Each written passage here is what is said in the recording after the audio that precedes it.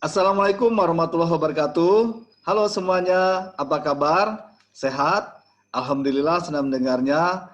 Saudara, bertemu kembali bersama saya, Dalman, dalam mata kuliah keterampilan membaca.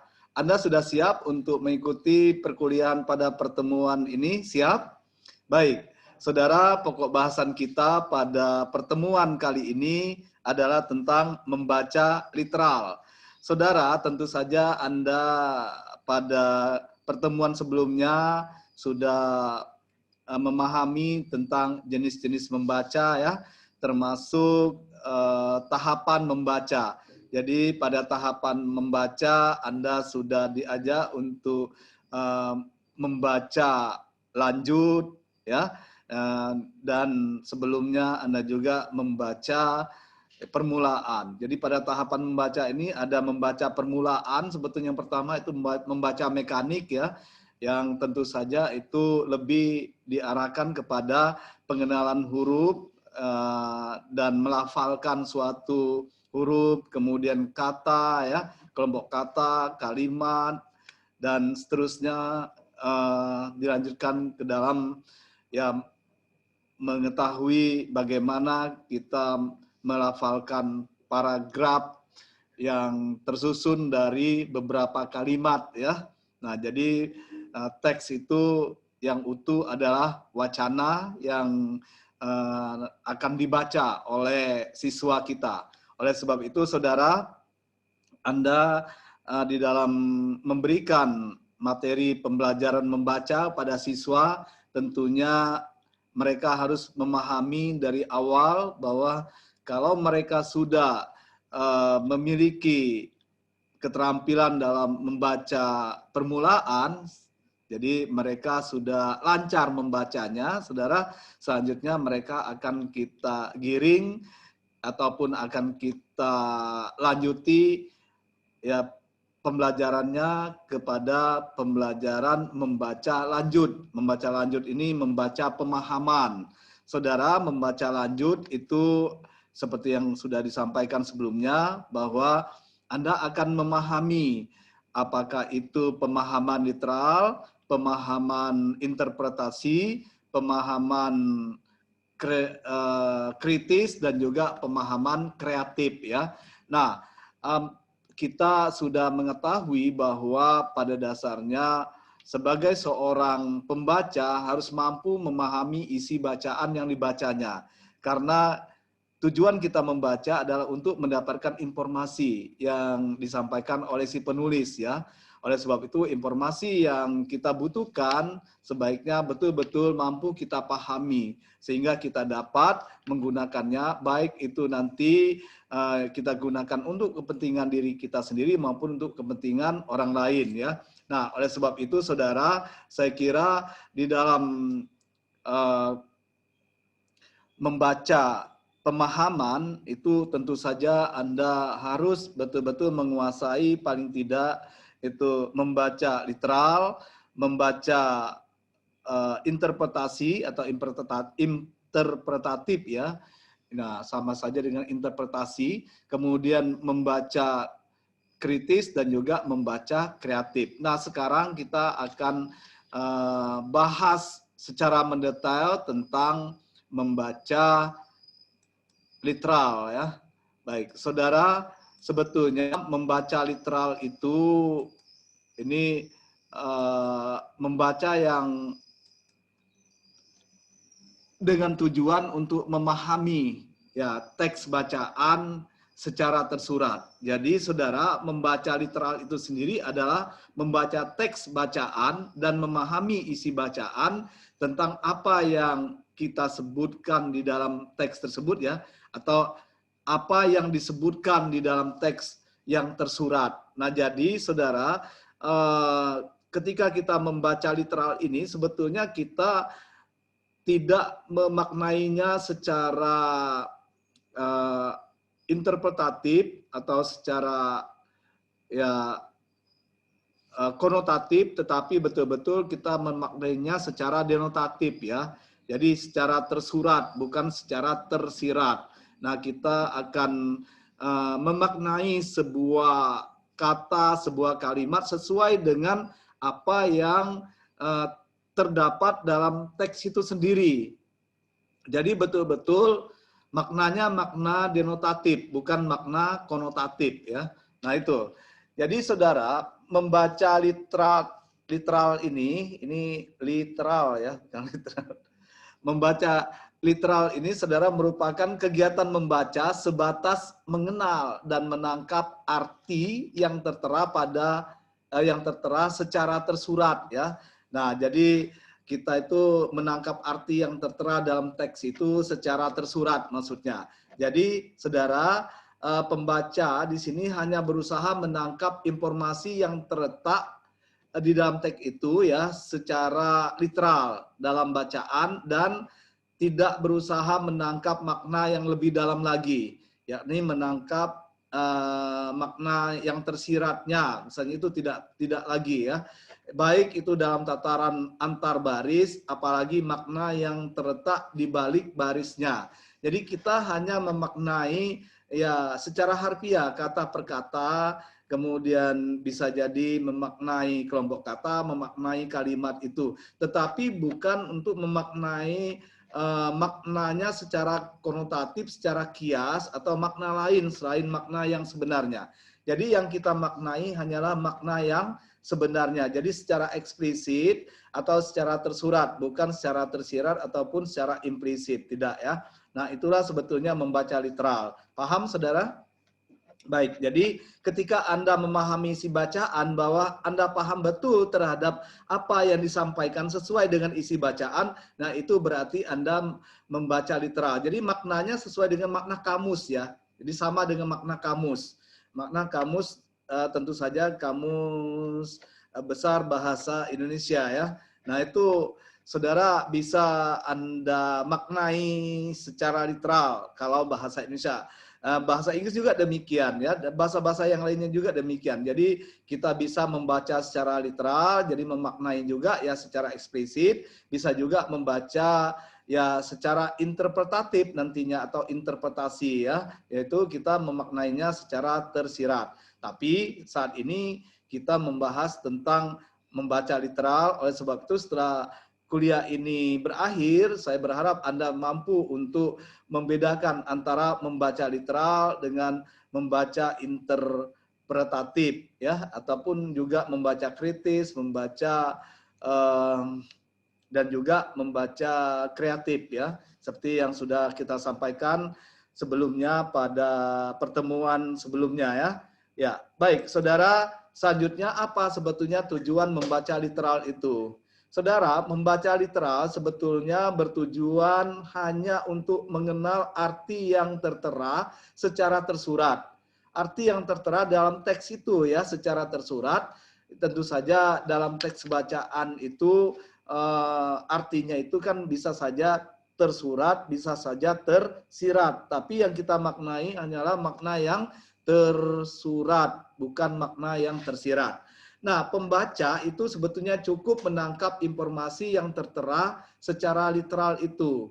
Jadi ia tidak perlu berusaha, jadi pembaca itu tidak perlu berusaha mendalami ataupun menangkap pesan itu lebih jauh ya. Karena si penulis memberikan informasi atau pesan itu sebetulnya ada dua, yaitu secara ya pesannya bisa kita terima secara literal dengan memaknai secara eksplisit, dan bisa juga pesan itu harus kita interpretasikan atau secara implisit. Jadi kita harus bisa memaknai secara apa namanya, kalau implisit itu berarti di luar teks itu ya, di luar teks itu. Jadi secara tersirat. Nah, biasanya itu makna yang kita gunakan makna konotasi. Sedangkan pada membaca literal, makna yang kita gunakan makna denotasi ya. Nah, jadi saudara, teknik seperti inilah sebetulnya biasanya dipakai dalam proses belajar mengajar ya, tingkat rendah, misalnya siswa SD, SMP. Nah, ini mereka cukup kita berikan pemahaman literal. Tapi saudara, sekarang ini untuk pembelajaran ya cerpen, kemudian novel misalnya di SMP untuk pembelajaran sastra, di SD kelas tinggi juga sudah mulai diajarkan untuk pemahaman interpretasinya. Termasuk misalnya mengapresiasi puisi, mengapresiasi cerpen, mengapresiasi novel. Nah, kita harus mampu untuk menafsirkan apa amanat yang disampaikan oleh si penulisnya. Nah, ini sepertinya yang dinamakan pemahaman interpretasi ya. Sedangkan kalau kita hanya sekedar ya memahami makna yang tersurat ini, itu dinamakan pemahaman literal. Contohnya misalnya dalam membaca literal ini, siswa SD yang diberi tugas membaca sebuah buku cerita atau buku tentang ilmu pengetahuan. Nah, ini mereka hanya memahami sebatas apa yang mereka baca saja, maknanya secara harfiah saja ya. Tanpa memahami makna yang tersiratnya. Jadi makna yang mereka pahami hanyalah makna yang tersurat, yang ada pada teks itu. Kemudian bagaimana kita melakukan pengembangan pemahaman literal ini? Saudara, pengembangan pemahaman literal sebetulnya bisa kita bagi menjadi dua kategori, yaitu kemampuan mengenal dan juga kemampuan mengungkapkan kembali isi bacaan.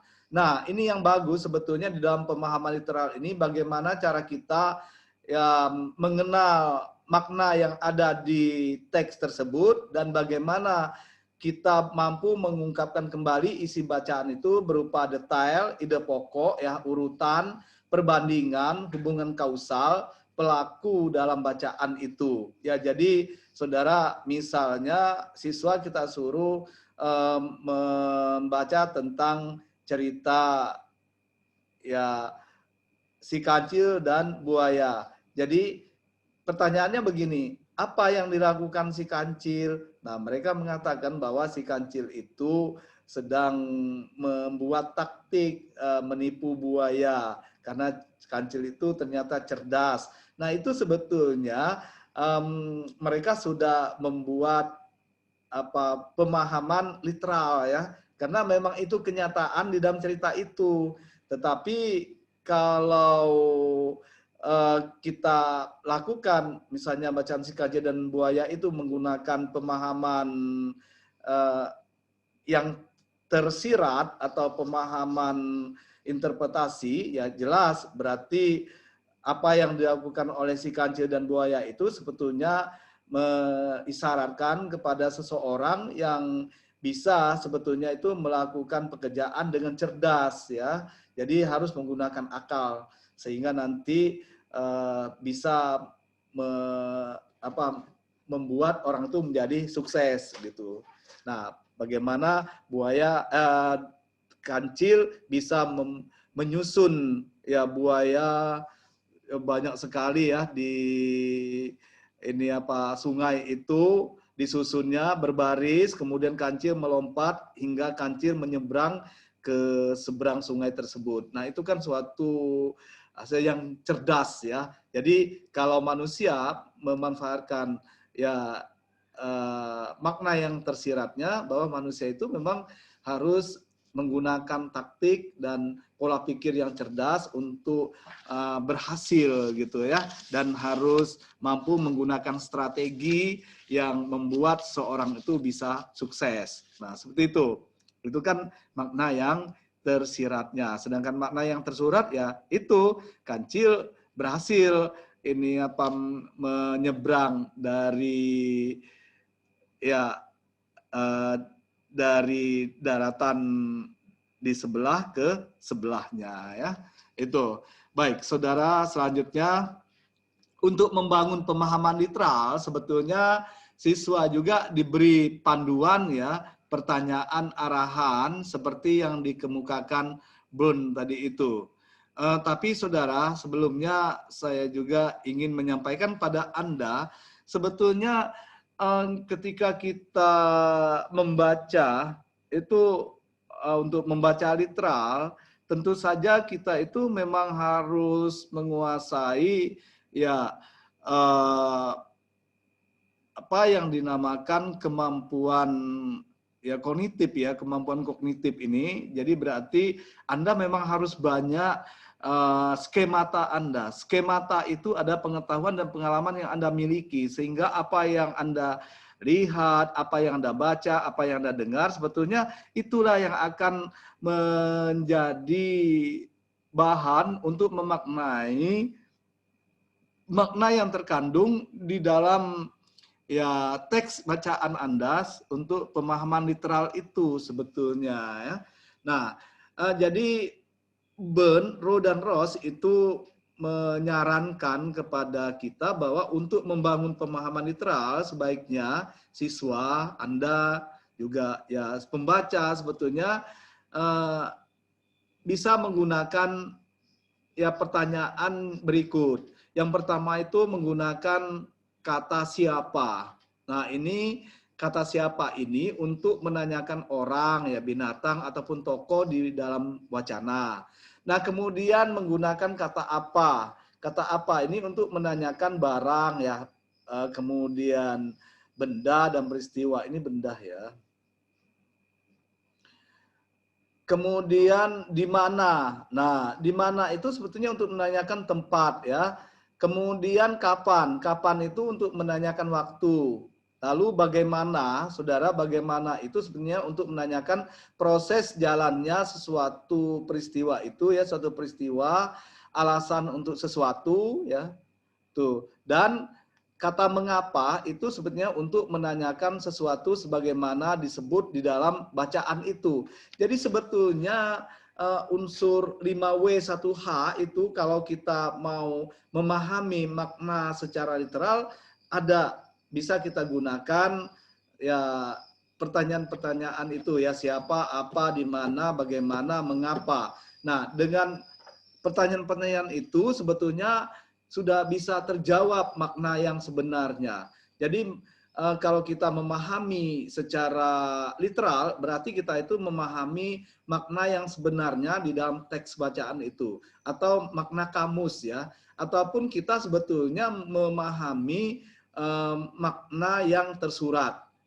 Tapi kalau di luar itu kita memahaminya secara tersirat, berarti bukan makna, bukan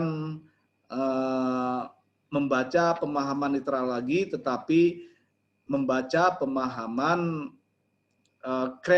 membaca pemahaman interpretatif ya atau interpretasi. Nah, jadi kita menginterpretasi apa isi bacaan secara tersirat, secara konotatif. Begitu juga dengan kita membaca kritis. Nah, itu sebetulnya ada hubungannya nanti akan kita pelajari di pertemuan berikutnya. Membaca kritis juga demikian ya kita bisa memahami secara literal dan juga secara interpretasi.